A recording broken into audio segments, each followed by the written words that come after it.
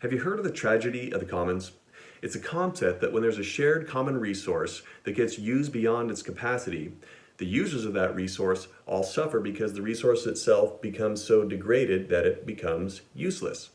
Hey everybody, my name is Adam Haney. I'm a mortgage loan officer and I work for a mortgage brokerage called Emory Financial in Newport Beach, California. Right now, the mortgage industry is experiencing its own tragedy of the commons.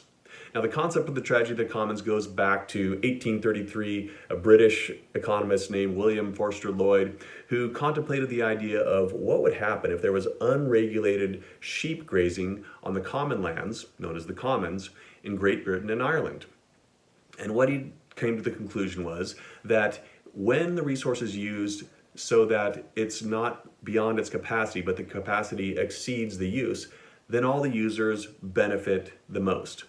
But if some of the users start to use the resource a little bit more, let's say a farmer or shepherd starts putting in some extra sheep in there, then the resource becomes degraded and not performing optimally, such that if there isn't any kind of regulation, the pasture could become overgrazed and essentially worthless to everyone. That is the tragedy of the commons. Well, in the mortgage industry, we're not talking about sheep grazing on grass.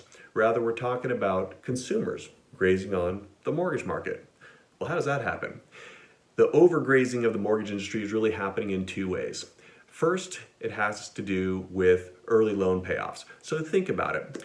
When a borrower gets a loan, the lender, there's a servicer, and that servicer takes the payment from the borrower, they send the payment statements to the borrower, but the end investor of that loan is someone like Fannie Mae or Freddie Mac. So the servicer is simply an intermediary with a consumer. And what the servicer does is pays a percentage, usually 1% for the rights to obtain that servicing on that loan. And then for every year that they have the loan, they get about 30 basis points on that loan. So if it costs the servicer about 1% to acquire it and they're getting 30 basis points per year, it takes them about 3 to 4 years to recover their costs. Now, if they keep the loan longer than 3 or 4 years, then they're actually starting to make money on the servicing of that loan portfolio. Well, what happens when there is a drop in interest rates and a massive rush for borrowers to get out of those loans that they had and into other loans? That servicing portfolio becomes devalued. So the first grazing, if you will, is when borrowers refinance out of higher interest rates into lower interest rates. And that's to be expected. That's normal. And frankly, it's healthy. But where it's unhealthy is that when borrowers do it really quickly, very soon after they have gotten into their previous loan. So if somebody had bought a home or refinanced 2 or 3 or 4 months ago, and then the rates drop, and then go back to the mortgage market to refinance again into a lower rate, that servicer is going to take a massive loss because they don't get time to recoup the money that they invested into it in the first place. So that's the first overgrazing, if you will. Now, granted, that servicer makes up some of that because if some of their loan portfolio is being paid off, presumably they're also replenishing that with new loans at lower interest rates. So it's a bit of a trade-off. But the second way that the overgrazing of the mortgage industry happens is with rate locks.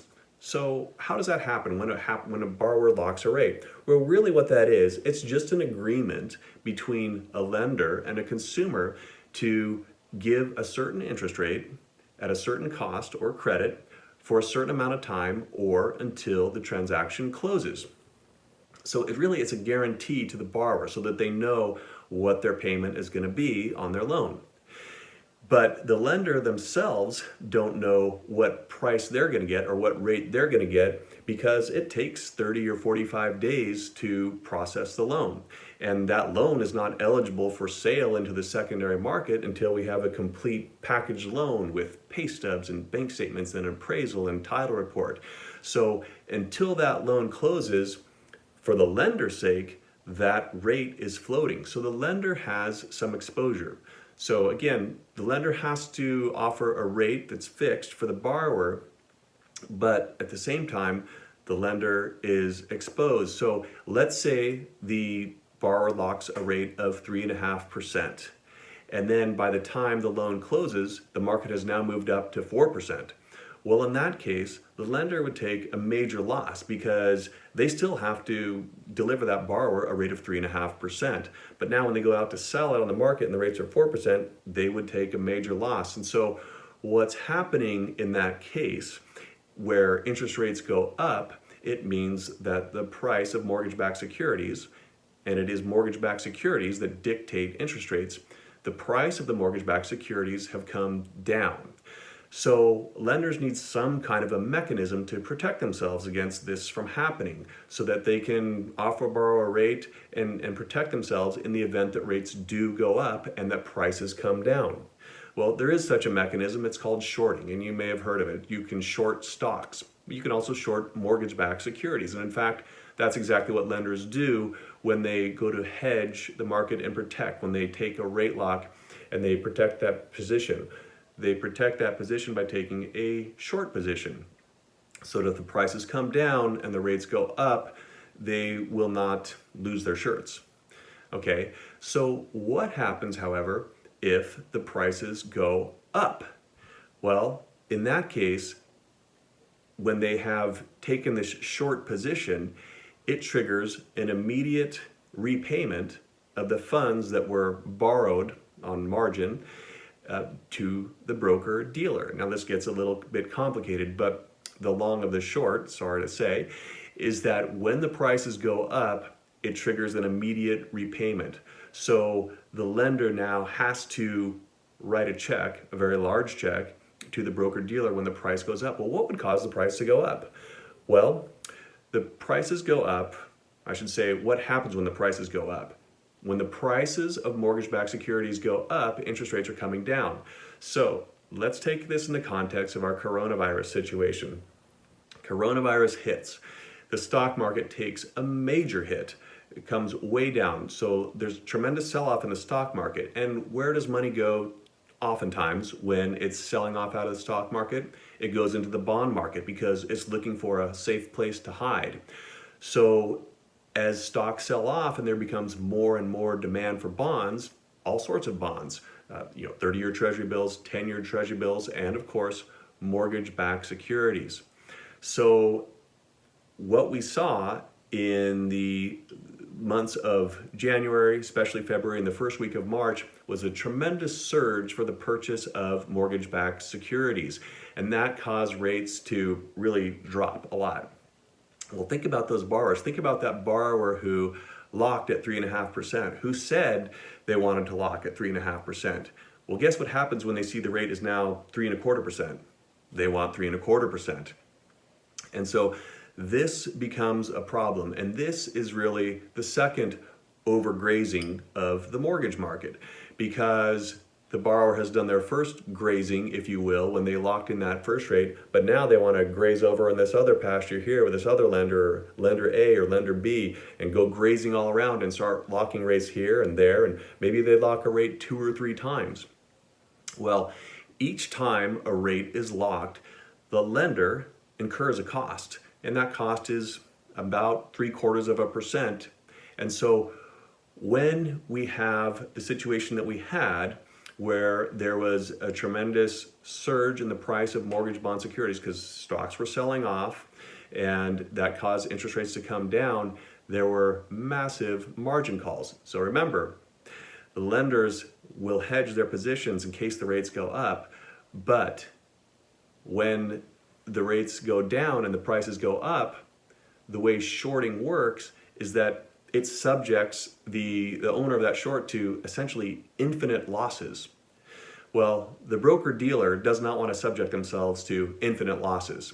So what that does is it triggers a margin call, and bam, bam, bam, you get a knock on the door, the lender does, and says, hey, we've had a change in the market here, there's been a change in your position, and you need to pay up now. You need to write us $10 million or whatever.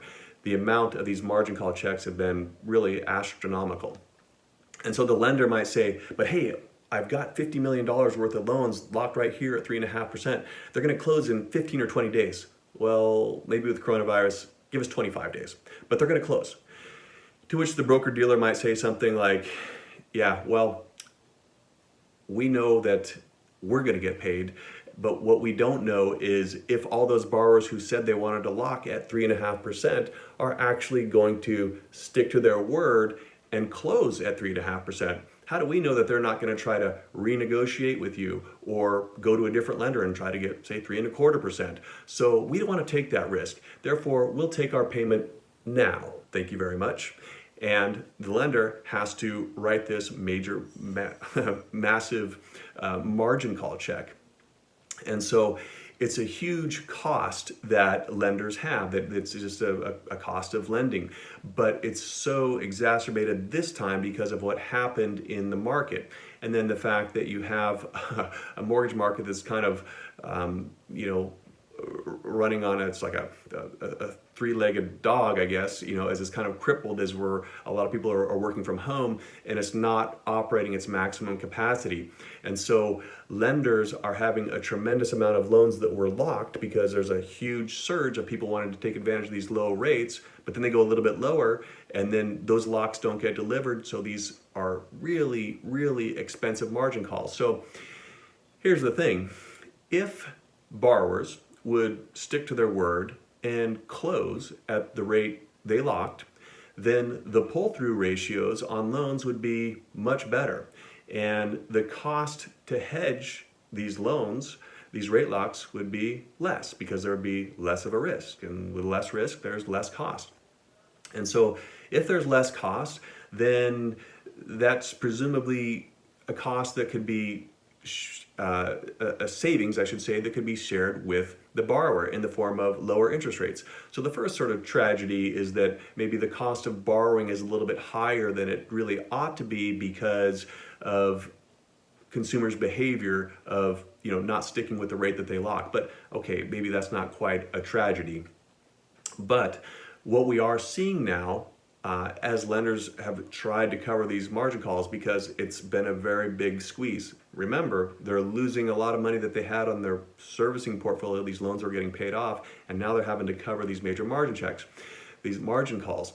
And so what is happening, the other part of the tragedy here, is that if a lot of lenders are doing this, you cannot lock a loan until the loan is fully approved. So imagine trying to buy a home and you want to lock in an interest rate, but the way it is now with a lot of lenders, maybe not all of them, the loan has to be completely clear to close, as we say, meaning no outstanding conditions, meaning we need the appraisal, all the pay stubs, all the income verified. So you have to get 2 or 3 weeks into the process before you can even lock a loan.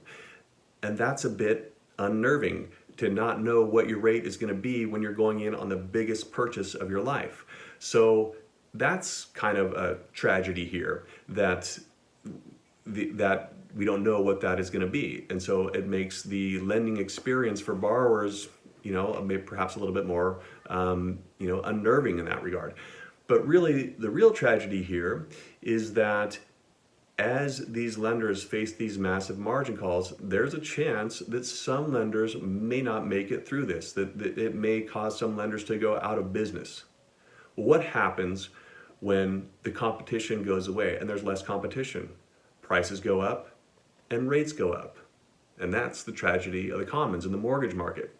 So what seemed like a short-term game of gain of going from lender A to lender B to look for the lowest rate really costs everybody more in the long run, because we get these lower rates, and especially if it causes certain wholesale lenders to potentially go out of business that are competing for business and helping drive down rates for the consumers. So, that is really the main tragedy of the commons that we are experiencing from the overgrazing on the mortgage market. Now, it's sort of like, maybe in common terms, going, when you have a rate that's locked in already and there's a little bit lower rate, maybe like being in the supermarket with a shopping cart full of toilet paper on your way to the checkout line and then darting back to the aisle to grab the last roll of toilet paper off the aisle just as somebody else is about to get some toilet paper that has none. Okay, maybe not the best example, but you kind of get the picture. It's when people take a lot of, when they lock and relock, it incurs costs that kind of edges out other people's. Additionally, it clogs the system. And so that prevents other people from being able to get it and take advantage of these low rates. So really, that is what I refer to as the tragedy of the commons. And so here's the thing. I believe, the experts believe, that we will be seeing lower interest rates come back around. And it may be in the second half of the year, hopefully maybe in the summertime or maybe early 2021, but we'll probably see lower rates come. So my suggestion is this: when those rates come, pick a lender that you trust, that he knows what she's talking about, or she knows what she's talking about, and stick with him or stick with her. And when you resolve to lock in an interest rate, resolve to close at that interest rate too, and then be happy with the rate that you get. Now, if you only get within, say, 0.25% or 0.3% of the lowest rate in the history of the world, well, be happy for that you didn't get a rate from 1985 when the rates were 14%. To get a rate in the low 3% is amazing, because the reality is probably not going to have that rate for maybe more than a few years anyway. Now, some people may kind of look at this who maybe played that game of musical chairs and skipping around to different lenders and say, well, I got mine, I got my low rate. Well, okay, maybe so. But what happens when you outgrow your home in 2 or 3 years, and your family outgrows your home, and you need to upgrade and you need to buy another home? Then you're going to have to deal with these costs that we as a society have created, have jacked up in the mortgage industry from this overgrazing on the mortgage market. So you're going to pay the piper sooner or later. We all are. So here's the thing. They're not interest rates from the 1980s. They're much, much, much lower than that. And so if you get only within 1/4 or 0.3% of that, be happy. We want our music from the 1980s and our interest rate from the 2020s. And with that combination, you can't go wrong. So if there's one thing that the coronavirus is going to teach us, it's that we're all in this together. And we can't afford to have our mortgage market compromised by overgrazing. So with that, I wish you well. Be safe.